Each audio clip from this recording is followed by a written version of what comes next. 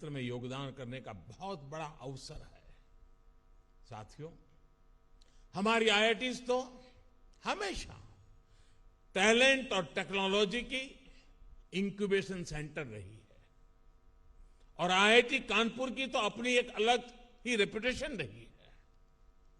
आपने अपनी खुद की कंपनी एक्वाफ्रंट इंफ्रास्ट्रक्चर के जरिए बनारस के खिड़किया घाट पर दुनिया का जो पहला फ्लोटिंग सीएनजी फिलिंग स्टेशन विकसित किया है, वो बेहतरीन है।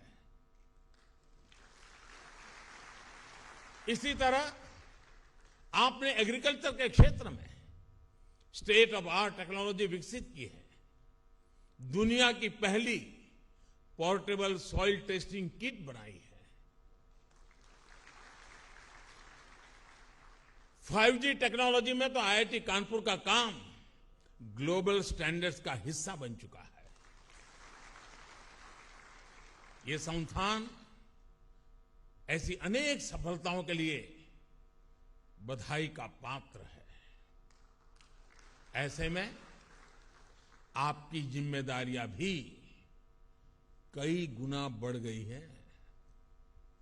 आज आर्टिफिशियल इंटेलिजेंस के क्षेत्र में, एनर्जी एंड क्लाइमेट सॉल्यूशंस में, हाईटेक इंफ्रास्ट्रक्चर के क्षेत्र में देश के सामने बहुत बड़ा स्कोप है।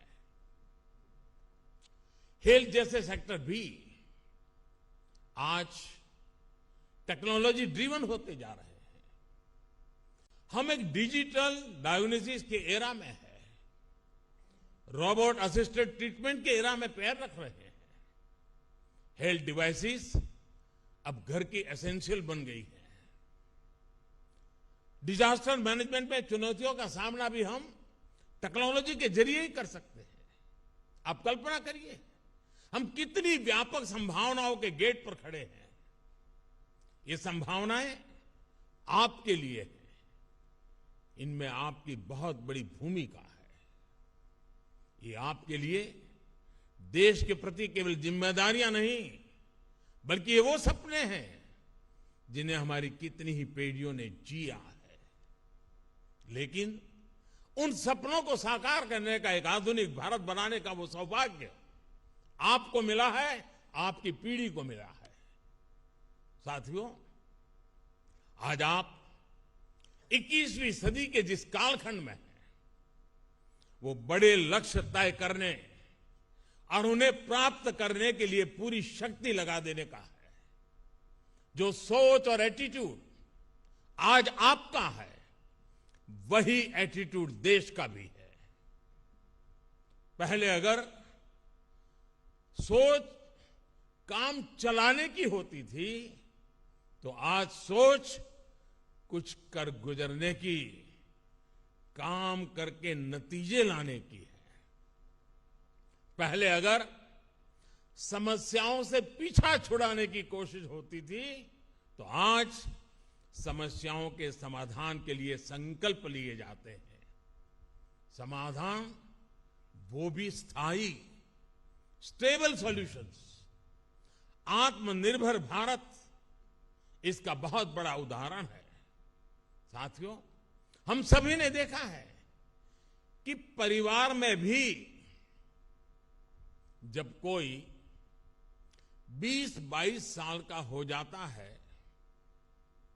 तो घर के बड़े बुजुर्ग बार बार सुनाते हैं कि अब समय आ गया है, अपने पैरों पर खड़े हो जाओ। और मुझे पक्का विश्वास है, आप जब यहां से घर अब जाओगे जरा मिलने के लिए माता पिता को, तो पहला यही सुनोगे कि भाई अब मेरा काम पूरा हो गया, अब अपने पैरों पर खड़े हो जाना। हर माँ बाप यही कहने वाले हैं, और अगर देर कर दी तो बार बार सुनने को मिलेगा। घर के बड़े बुजुर्ग, माता पिता ऐसा इसलिए करते हैं ताकि आप आत्मनिर्भर बने, आप अपने सामर्थ्य को पहचाने, आप सपने देखें, उनको संकल्प में परिवर्तित करें और जी जान से उसे सिद्ध करके रहे।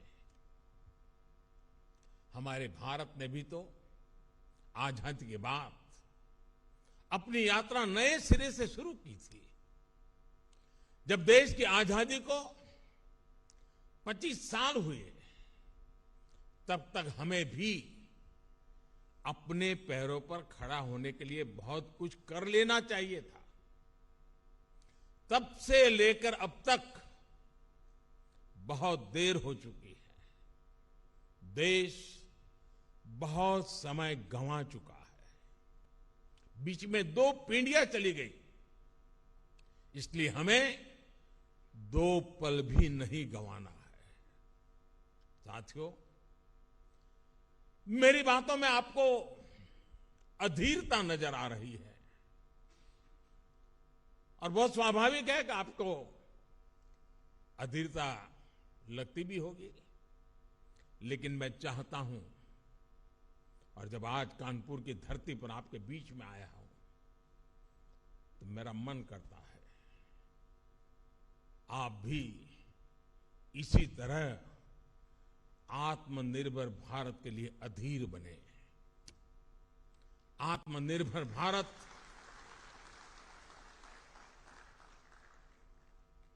पूर्ण आजादी का मूल स्वरूप ही है, जहां हम किसी पर भी निर्भर नहीं रहेंगे।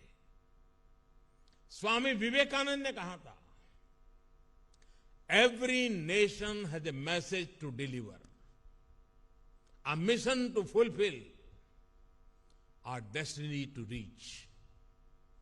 यदि हम आत्मनिर्भर नहीं होंगे तो हमारा देश अपने लक्ष्य कैसे पूरे करेगा, अपनी डेस्टिनी तक कैसे पहुंचेगा।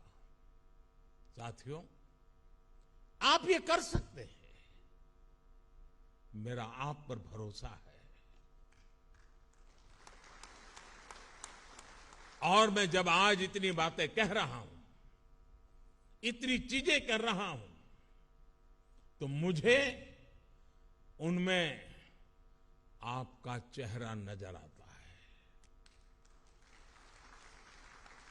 आज देश में जो एक के बाद एक बदलाव हो रहे हैं, उनके पीछे मुझे आप ही का चेहरा नजर आता है।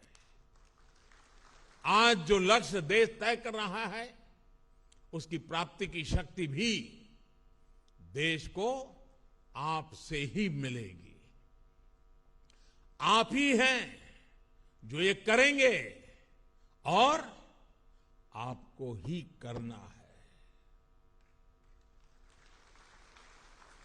ये अनंत संभावनाएं आपके लिए ही हैं और आपको ही इन्हें साकार करना है। देश जब अपनी आजादी के 100 वर्ष मनाएगा, उस सफलता में आपके पसीने की महक होगी, आपके परिश्रम की पहचान होगी। और आप ये भली भांति जानते हैं कि बीते वर्षों में किस तरह आत्मनिर्भर भारत की नींव तैयार करने के लिए, आपका काम आसान करने के लिए देश ने किस तरह काम किया है। पिछले 7 सालों में देश में startup India, stand up India जैसे प्रोग्राम शुरू हुए, अटल इनोवेशन मिशन और पीएम रिसर्च स्कॉलरशिप के जरिए देश युवाओं के लिए नए रास्ते बना रहा है। नेशनल एजुकेशन पॉलिसी के साथ फ्यूचरिस्टिक टेम्परामेंट की नई पीढ़ी को तैयार करने की शुरुआत हो रही है। ईज ऑफ डूइंग बिजनेस को सुधारा गया, पॉलिसी ब्लॉकेज दूर किए गए। इन प्रयासों के परिणाम इतने कम समय में आज हमारे सामने हैं। आजादी के इस 75वें साल में हमारे पास 75 से अधिक यूनिकॉर्न्स है, 50,000 से अधिक स्टार्टअप है। इनमें से 10,000 स्टार्टअप तो केवल पिछले 6 महीनों में आए हैं। आज भारत दुनिया का दूसरा सबसे बड़ा स्टार्टअप हब बनकर उभरा है। कितने स्टार्टअप्स तो हमारी आईआईटीज के युवाओं ने ही शुरू किए हैं। अभी हाल ही के एक रिपोर्ट के मुताबिक भारत दुनिया के कई विकसित देशों को पीछे छोड़कर तीसरा सबसे बड़ा यूनिकॉर्न कंट्री बन गया है। साथियों, आजकल ग्लोबलाइजेशन की बात होती है, उसके पक्ष विपक्ष पर भी बात होती है, लेकिन एक बात पर कोई विवाद नहीं है। कौन भारतीय नहीं चाहेगा कि भारत की कंपनियां ग्लोबल बने, भारत के प्रोडक्ट ग्लोबल बने। जो आईआईटीज को जानता है, यहां के टैलेंट को जानता है, यहां के प्रोफेसर्स की मेहनत को जानता है, वही विश्वास करता है ये आईआईटी के नौजवान जरूर करेंगे। और मैं आज आपको ऐसे प्रोफेशनल्स को ये भी भरोसा देना चाहता हूं कि सरकार हर तरीके से आपके साथ है। साथियों, एक और जरूरी बात हम सबको याद रखनी है।